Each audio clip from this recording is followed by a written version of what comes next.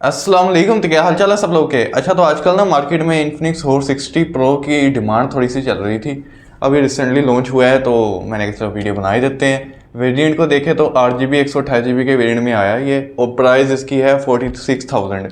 और मार्केट में कहीं कहीं आपको डिस्काउंट 1-2 हज़ार का मिल जाएगा, डिपेंड करता है किसी का मूड हो देने का या नहीं। बॉक्स में देखें ना तो सिलिकॉन केस मिल जाता है और 45 वाट का चार्जर मिल जाता है। और चार्जिंग को भी देखें तो तकरीबन आपका 1 घंटा 15 मिनट के आसपास लगा देगा चार्ज होने में 100%। बाकी डिज़ाइन को देखें ना तो वही वर्टिकल कैमरा मॉड्यूल मिलता है आपको।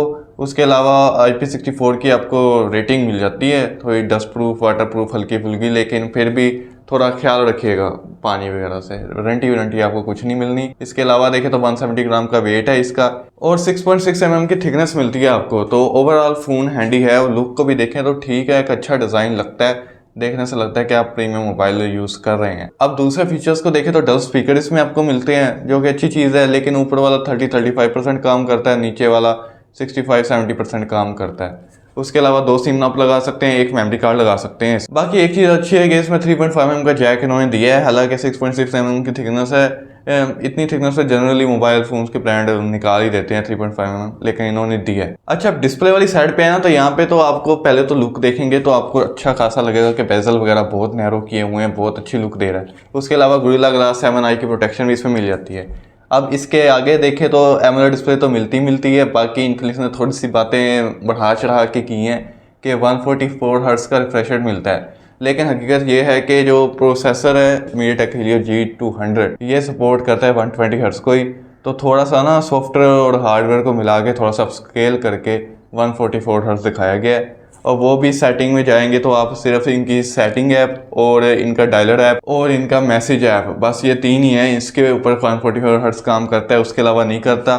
वही सीन है 90 हर्ट्ज़ से 120 हर्ट्ज़ में रहता है। ऐसा भी नहीं कि बाकी 144 1-2 ऐप पे गया बाकी 120 पे रहा, यूँ भी नहीं है। 90 हर्ट्ज़ पे तो ज़्यादातर रहेगा, कभी कभी 120 हर्ट्ज़ पे भी जाएगा। अच्छा, एक मार्केट और भी किया है इन्फिनिक्स ने इस बार डिस्प्ले में कि 1.5 के रेजोल्यूशन की डिस्प्ले आपको मिलती है, लेकिन सीन ये है कि वही बात है कि जो प्रोसेसर है आपका वो 1080p पे सपोर्ट करता है। अब 1.5 के, हालांकि 1.5 के प्रॉपर भी नहीं है, अगर इसके डिस्प्ले में जाके देखें भी सही तो थोड़ा सा कम ही है 1.5 के से। और ये सॉफ्टवेयर और हार्डवेयर को ये भी मिक्स करके थोड़ा सा स्केल करके 1.5 के लेके जाते हैं। वैसे प्रोसेसर सपोर्ट नहीं करता 1.5 के। अब खैर अगर नहीं करता तो यार 1080p लगा देते, क्या होती है, बेवजह स्केल करेंगे थोड़ी और पावर कंज्यूम होगी, वो अलग चीज़। बस ठीक है, बातें हैं इनकी, क्या कह। ब्राइटनेस को देखें ना तो यहाँ भी अच्छी चीज़ लगी है कि 1600 निट्स की हाई ब्राइटनेस मोड आपको मिलता है, तो आउटडोर वगैरह आपको चलाएंगे तो आपको कोई इशू नहीं होने वाला, वहाँ पर ठीक रहेगा। HDR वगैरह आपको YouTube प्लेबैक वगैरह पे नहीं मिलता।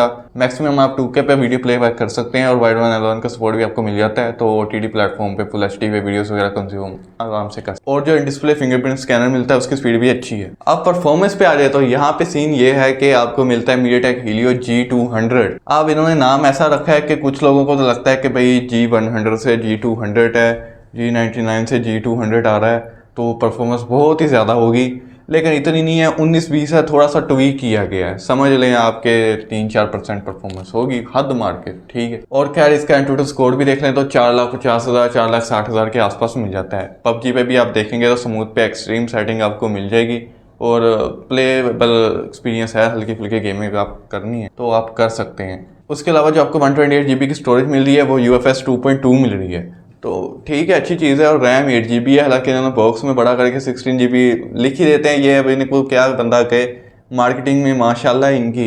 हालांकि ठीक है, मोबाइल को देखें तो काम चलाऊ है, प्राइस रेंज में इतना बुरा नहीं कह सकते, लेकिन ऐसी मार्केटिंग का कोई फायदा नहीं है। 16 GB नहीं है, छोटा सा इन्होंने 8+8 लिखा हुआ है, असल 8 ही है। लेकिन अगर कोई गेमिंग वगैरह करना भी चाहता है तो इसमें एक चीज़ अच्छी है कि आपको बाईपास चार्जिंग का सपोर्ट मिलता है, कि आप गेमिंग कर रहे हैं तो ज़्यादा देर तक आपने करनी है तो आप चार्जिंग पे लगा के गेम करें, बैटरी चार्ज नहीं होगी, उसकी हेल्थ वैसी ही रहेगी, तो डायरेक्ट पावर अडेप्टर से पावर मिलेगी फ़ोन को, तो वो एक अच्छी चीज़ है कि थोड़ी बैटरी की हेल्थ थोड़ी इंप्रूव हो जाती है। उसके अलावा जायरो वगैरह वो इसका हार्डवेयर बेस ही है। अच्छा, अब कैमरा वाले डिपार्टमेंट में आए ना तो बैक पे वर्टिकल कैमरा मॉड्यूल तो आपको मिलता है, उसमें आपको 3 कैमरे नजर आते हैं, लेकिन हकीकत ये है कि एक 50 मेगापिक्सल का मेन कैमरा है, दूसरा इन्होंने फिल्म कराई है, ठीक है, कुछ नहीं है वो, तीसरा जो है वो आयर ब्लास्टर मिल जाता है। फ्रंट पे देखेंगे ना तो 13 मेगापिक्सल का आपको फ्रंट कैमरा मिलता है। मैक्सिमम इनके ऊपर आप 2K 30 FPS से वीडियो रिकॉर्ड कर सकते हैं। स्टेबलाइजेशन फ्रंट बैक दोनों में आपको 1080p 30 FPS से मिलती है। सेंसर क्रॉप कर देता है, लेकिन स्टेबलाइजेशन ठीक है, काम चलाओ मिल जाती है। लेकिन स्टिल अगर किसी ने वीडियो रिकॉर्डिंग के लिए लेना है उसके लिए रिकमेंडेड नहीं है। और टेक्नो की कैमन सीरीज़ वगैरह उनको थोड़ा देखिएगा, या फिर इन्फिनिक्स की नोट सीरीज़ वगैरह, वो थोड़ी अच्छी होती हैं कैमरा में बजाय कि इससे। तो ये जो हॉट सीरीज़ है ठीक है, कैमरा के लिए इतना कोई ख़ास नहीं है, पिक्चर्स वगैरह भी ठीक है, ओके ओके हैं।